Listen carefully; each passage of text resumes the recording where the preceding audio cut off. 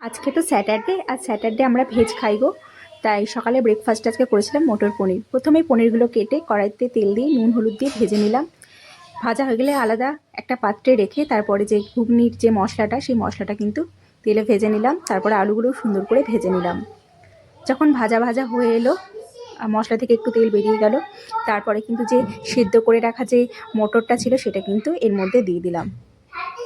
আর আজকে ব্রেকফাস্টে এই মটর পনির আর পরোটা খেতে ঐশিক আর হান্সিকা কিন্তু খুব পছন্দ করেছে গো।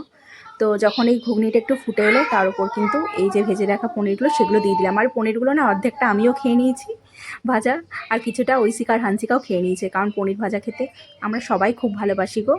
আর পরোটাও করে নিলাম। যখন ঘুগনি করা কমপ্লিট হয়ে গেল, গরম গরম কিন্তু পরোটাও বেলে নিয়েছিলাম।